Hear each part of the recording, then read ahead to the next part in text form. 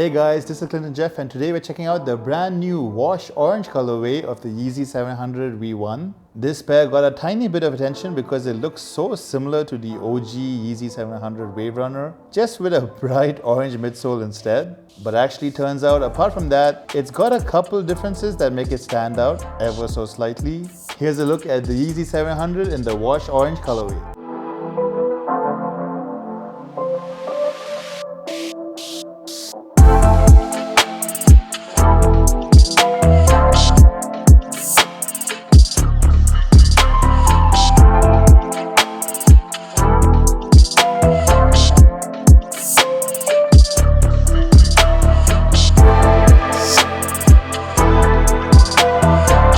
Yeezy has been having an interesting year with the 700 V1. We've seen them do a restock of the OG Wave Runner colorway, but also including the Enflame Amber, which I thought was the nicest colorway until this one came along. Now I know you're wondering, who is this colorway meant for? Well, I kind of think that this is meant for people who love the OG Wave Runner colorway, but couldn't cop it in the restock and don't want to pay resale on it. So why not get a colorway that's similar-ish? Turns out the upper of this colorway is actually a slightly darker hue versus the OG Wave Runner, which I guess is okay because it makes the orange midsole look less intense-ish.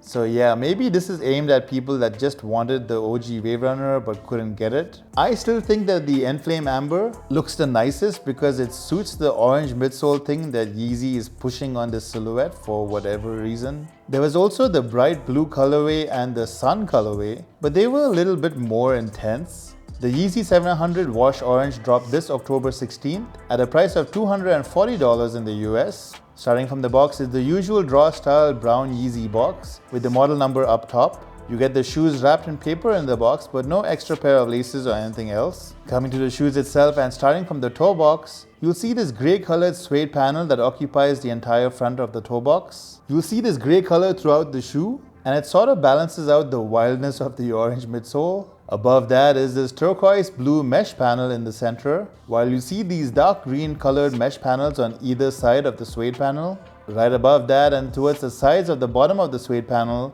you'll see this black suede panel that kind of outlines all the mesh panels on the shoe and expands all the way to the back of the shoe. This setup is actually really comfortable on feet, with the toe box panel preventing your toenails from poking through or causing any damage, and the mesh panels around keeping this area breathable, though these panels do have a foam layer underneath, so it's not really too airy. Moving upwards, you'll see this grey colored tumble leather panel that also consists of the eyelets of the shoe. This is the only leather panel on the shoe and it's pretty soft.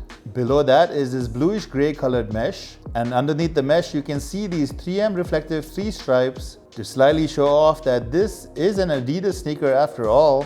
Weaving through those eyelets are these greyish colored thick laces that are in a very regular lacing system. Underneath the laces is this really well padded bluish grey colored mesh tongue. It really does have a very solid amount of padding, so it just feels really comfortable on feet. You'll also see these two 3M reflective grey lace stays on the tongue and at the bottom, which adds a nice little pop to these shoes at night. Coming to the inside of the shoe, you'll see that there's a lot of padding around the ankle area and the back with a grey colored fabric sock liner. What's interesting is that the only place you'll see the Yeezy branding on the shoe, apart from the insole, is here next to the size tag. And then moving on, at the bottom is this grey colored insole with the Yeezy and Adidas performance branding printed on. Towards the heel area in a light grey color. Coming to the midfoot area, you'll see that the black suede panel extends all the way here with these two 3M reflective panels here.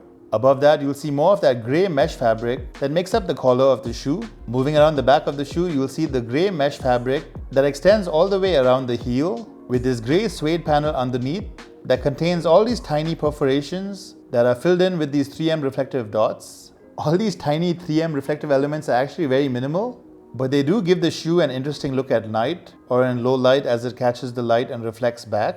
That whole intricate upper sits on a full-length boost midsole, so you know these are really comfortable to wear.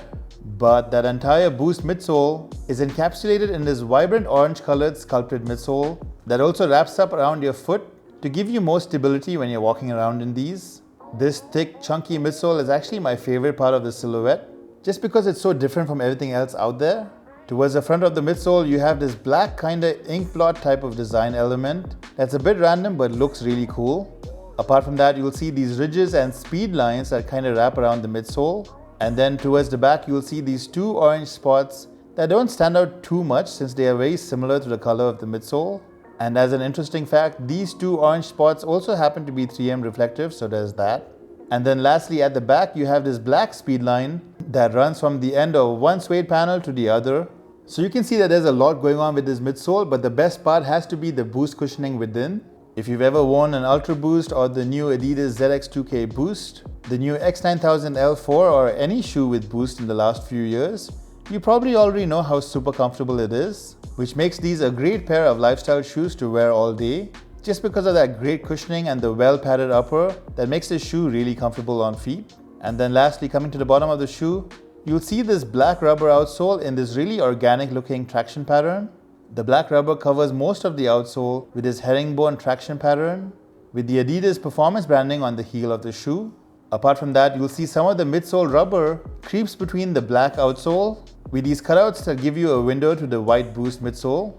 Personally, I love the outsole of this shoe because that design is just so cool. But yeah, that's about it in terms of design. You can see that this shoe is identical to the OG Wave Runner, just with slightly darker colors used in the upper and a bright orange midsole instead. Coming to fit and sizing, these fit just like the OG Yeezy 700 Wave Runner. If you haven't had a chance to try on a pair, the fit here is very similar to other Yeezy 700 silhouettes, which means if you have regular narrow feet, you can go true to size here.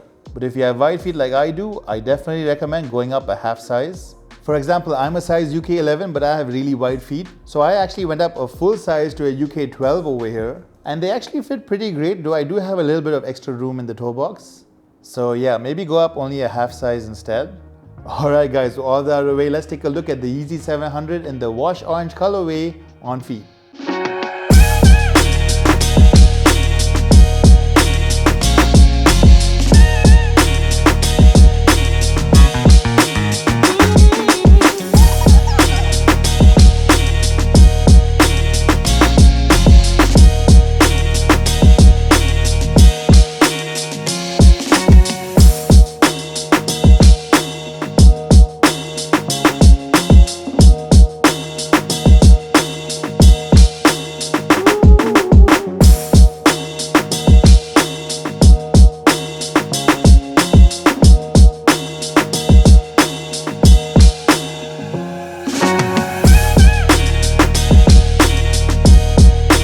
That was the Yeezy 700 in the wash orange colorway. Honestly, I really like these. I have the OG Wave Runner and that is still my favorite colorway. But if you can't get those, these are totally worth a cop. Worst case scenario, you can still pick up a pair of the wash orange colorway and then get them customized to change the color of the midsole to something that's more similar to the Wave Runners if you want to. Surprisingly enough, the resale price on these is not too crazy yet. So if you want to cop a pair from a reseller, it isn't going for much over retail price right now, but I do feel like they'll go up eventually. Alright guys, so that's what I think about the Yeezy 700 in the wash orange colorway. I'm definitely interested to know what you guys think about this colorway, and are you thinking about picking up a pair, or would you just prefer the OG Wave Runner instead? Let me know right in the comment section below. Of course, if you want to see more photos of the Yeezy 700 in the wash orange colorway, you can head on over to my Instagram account and maybe give me a follow at Clinton Jeff. And hey, if this video was helpful and you want to support the channel, don't forget to hit the like button right below and maybe subscribe in case you haven't yet, because that would be definitely appreciated. And yeah, that's about it. Thanks for watching guys, and I'll catch you in the next one.